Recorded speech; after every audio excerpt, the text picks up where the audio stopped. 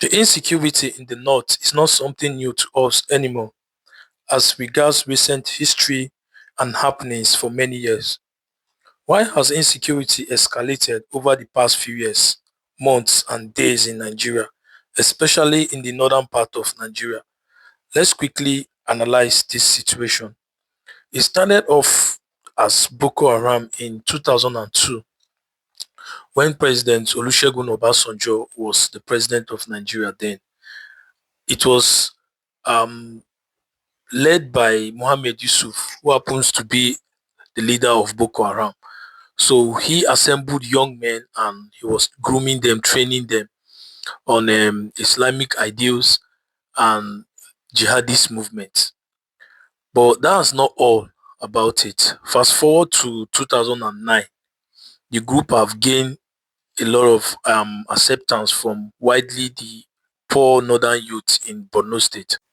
In 2003, when Alimodu Sheriff became governor of Borno State, there are many reports that trace Boko Haram's growth and empowerment more strongly to the period after the 2003 under Alimodu Sheriff.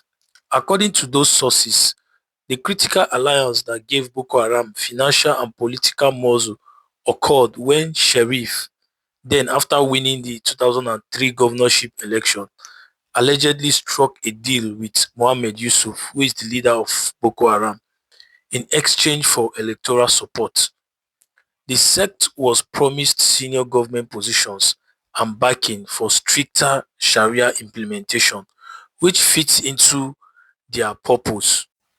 Some analysts suggest that one reason Sharif and Yusuf Mohammed found fertile ground after 2003 was precisely that Kachala, who was the former governor of Borno State, had not fully delivered on or had been perceived as slow in implementing Sharia in Borno State, which became a major campaign rallying cry for Alimodu Sheriff.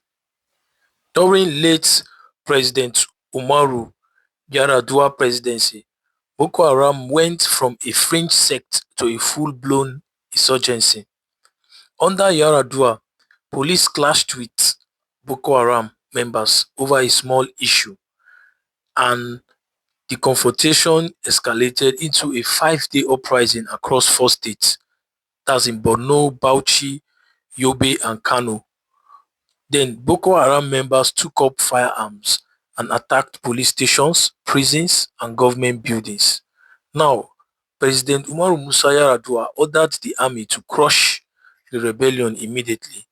The military responded with overwhelming force.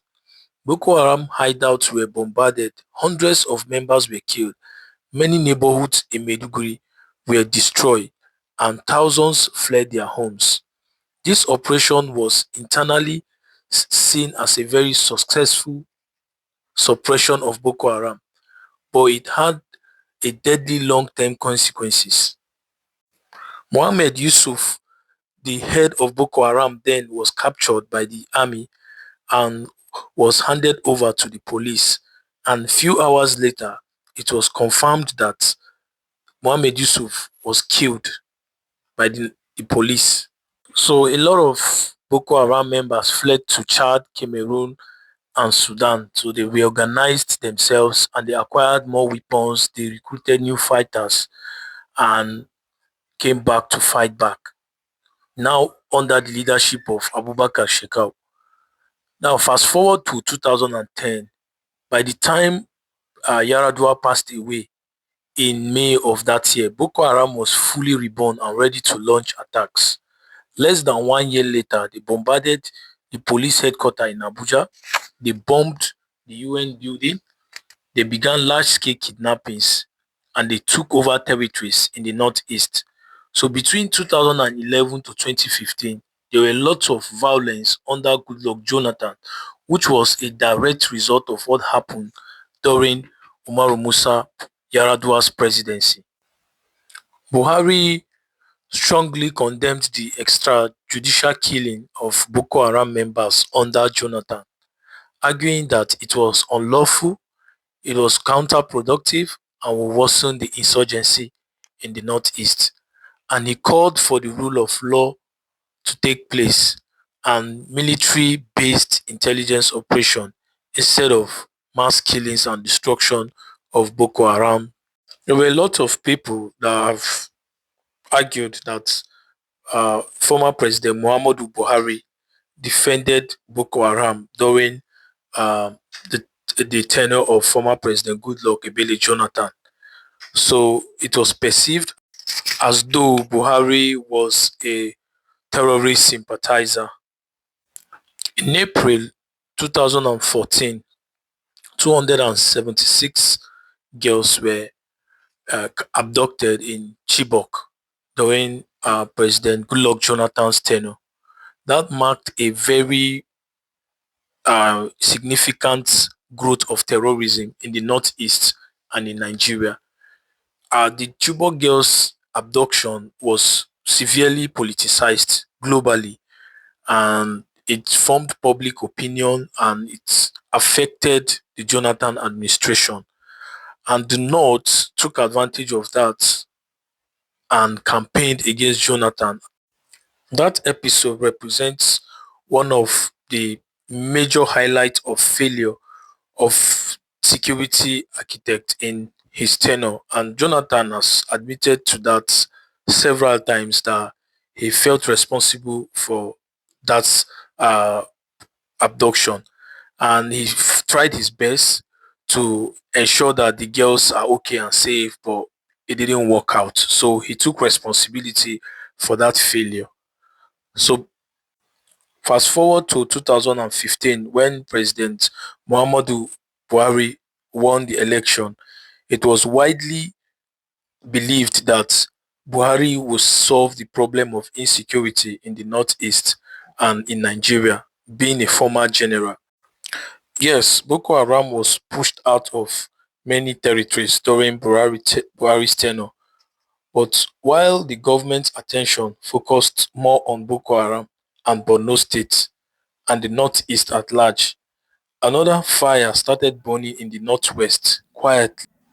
Zamfara, Katsina, Kaduna, Niger, vast forests became safe places for these criminals.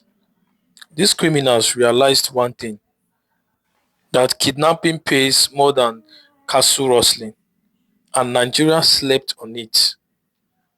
By 2018, hundreds of villages were being raided, but President Buhari believed it was just a local problem that the state government should handle.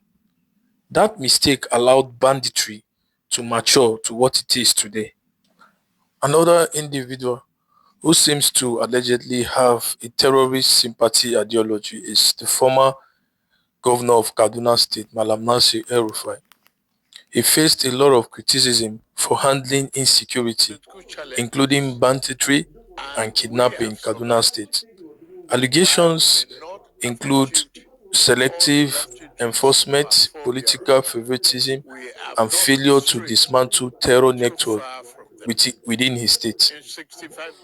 Kaduna, under his watch, became a hotspot for armed groups to operate with relative impunity. El-Rufai once stated that he paid the killer herdsmen to stop killing southern Kaduna natives. Southern Kaduna was seriously under siege as their houses were burnt and villages ravaged with violence. Although lately he has realized the futility of paying ransom to bandits, which he once did.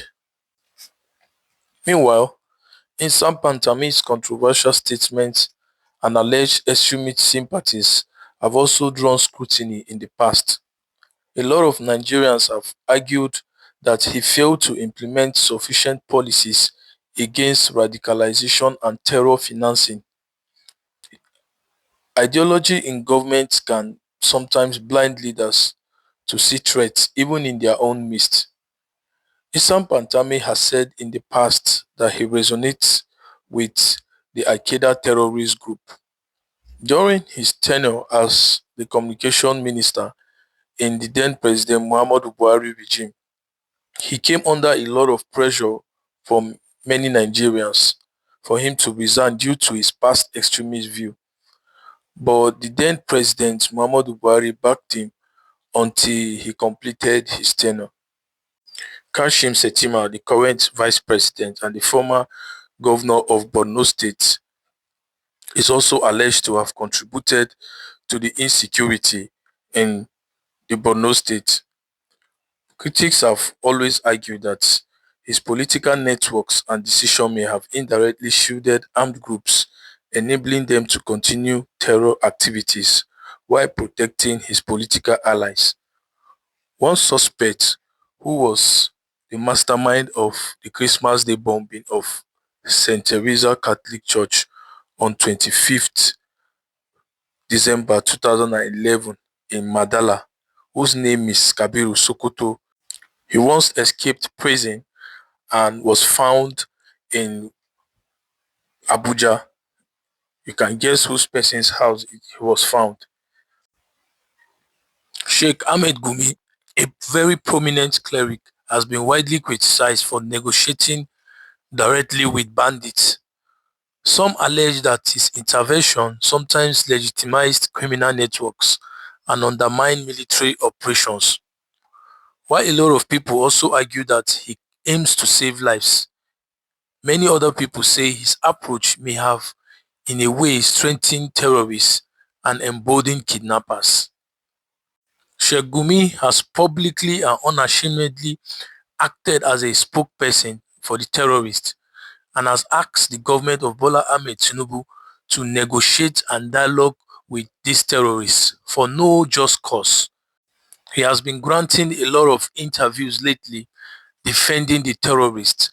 Now one begins to wonder whether there's an active government in Nigeria, because for someone to be openly, campaigning for the cause of terrorists is a major call for concern. Moreover, we must know that insecurity in the north is not a new problem. Tinubu didn't start the fire, he didn't inherit it. A decade of policy failures, political compromises, and alleged terror sympathies under Buhari's government created a monster too big to kill with quick fixes. The networks are deep, the financiers are protected, and the terrain favors terrorists, and the locals are caught between hunger and fear. Well, there's a darker layer. The insecurity problem is tied to powerful northern blocks Tinubu needs to survive as the president of Nigeria. These networks include former governors, retired generals, clerics like Ahmed Gumi, political figures with alleged extremist ties, and local warlords with military influence. So touching them means stepping on landmines. Punishing them could shake his entire political foundation. Tinubu knows this. A lot of Nigerians know this as well, and the North also knows it.